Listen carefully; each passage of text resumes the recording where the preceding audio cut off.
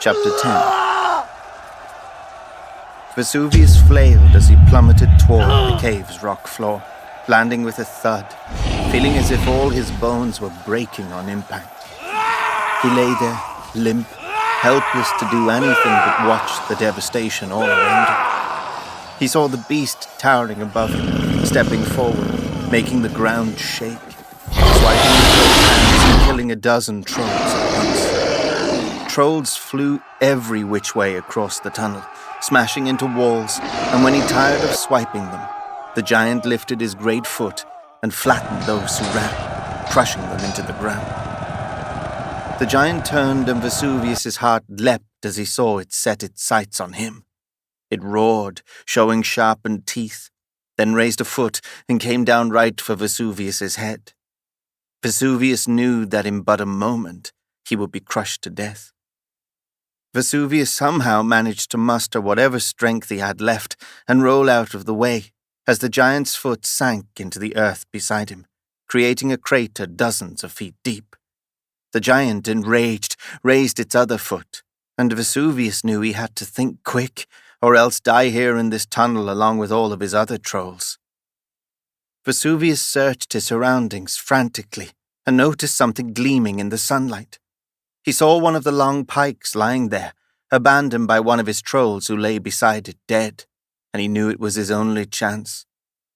He scrambled to his feet and ran, ducking under the giant's other foot as it came down and missed. He scurried across the cave and grabbed the pike, spun around and charged. He raised it high with both hands and aimed for the giant's Achilles heel, the narrowest point of the beast's body. Vesuvius turned the pike and swung it sideways, aiming for the narrowest point, and prayed the beast did not raise its foot before he could complete the blow. Vesuvius was surprised to feel the pike actually entered the creature's flesh. He drove it all the way through from one side of the beast's heel to the other, and he was surprised to see it emerge from the other side as blood gushed everywhere. It was a perfect strike. The tunnel shook as the beast roared in pain, raised its foot, and stomped, creating another crater, sending Vesuvius stumbling as it barely missed. It then dropped to one knee, clearly in agony, unable to stand. It turned its head and screeched, looking everywhere for Vesuvius, off balance, reeling from the blow. "The pikes!" Vesuvius shouted to his trolls. His remaining trolls rushed forward and grabbed pikes as he led the charge. As the beast knelt there, its head lowered, Vesuvius jammed another pike into the back of the giant's neck.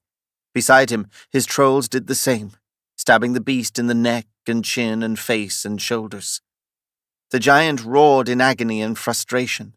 It reached up, grabbed the pikes and yanked them out, snapping them in half as he gushed blood. It swiped back, killing several of Vesuvius's men, and Vesuvius narrowly missed being killed. Knowing he needed a decisive blow, he grabbed another pike, rushed forward, and this time swung upwards, beneath its chin, into its throat. The giant flailed, reaching for the pike, but clearly weaker, gushing blood, unable to pull it out. It stumbled in agony, blind with fury, flailing its fists and smashing rock in every direction. Huge boulders and chunks of rock fell from the walls and crushed several of Vesuvius's trolls. A boulder fell on Vesuvius's foot, and Vesuvius shrieked as it felt as if it had broken his foot.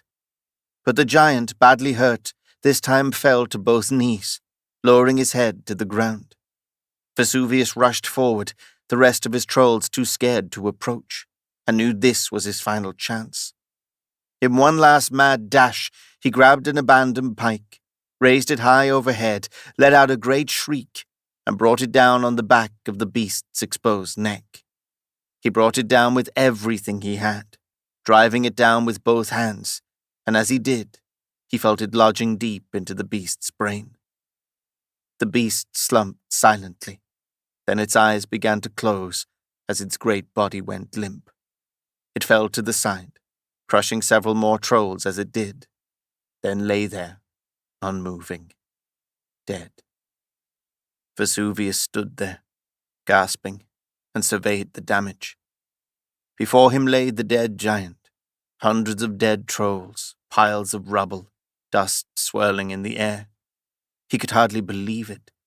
It was over. Vesuvius heard a commotion and he looked out past the settling clouds of dust, and in the distance he saw hundreds more of his trolls arrive. Here came his nation of trolls, ready to follow him, ready to invade. Knowing they needed his leadership, he forced himself to his feet despite his pain, wiped the blood from his mouth, and turned and looked up. There, at the top of the tunnel, was the sunlight shining down, amidst the dust and rubble. All was silent. The dragon was gone. Escalon awaited him. "Nation of Marda!" he shrieked to his army. "Attack!" In the tunnel, there echoed the shouts of thousands, all raising their halberds high, rushing forward, a nation ready to invade, to instill their bloodlust and violence on anyone and anything that stood in their path, all ready to rip Escalon to shreds.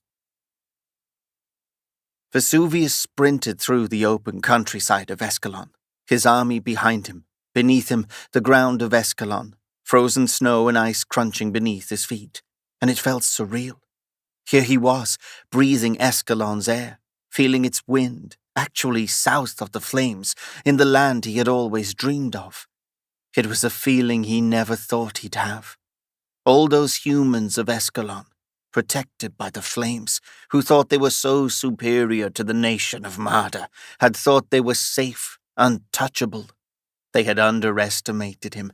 Everyone had underestimated him. Vesuvius ran and ran. The snow melted in places in the charred countryside left by the dragon, the ground still smoking from its breath, until he crested a hill and saw a valley below. At its bottom sat a simple village, smoke rising from chimneys, farmers going about their work, women, children, cattle sharing the streets.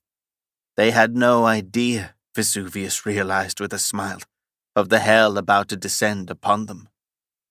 Vesuvius grinned from ear to ear. He would rape all these women, he decided, torture all the men, take some slaves back with him, and murder whatever was left. On second thought, perhaps he would just murder them all. "Trolls of Marda!" he shouted. "I present to you your first prize!" The trolls cheered as they raised their halberds and charged behind him, all racing down the slope, Vesuvius's legs unable to carry him fast enough. The wind in his hair, the ground softening beneath his feet, Vesuvius had never felt so overjoyed. In but moments he reached the village, and he raised his halberd high as he saw the first face, the first human of Escalon, to turn and stare and look him in the face. Here was the first human to see trolls, for the first time in history, in her native country, and her look of terror was priceless.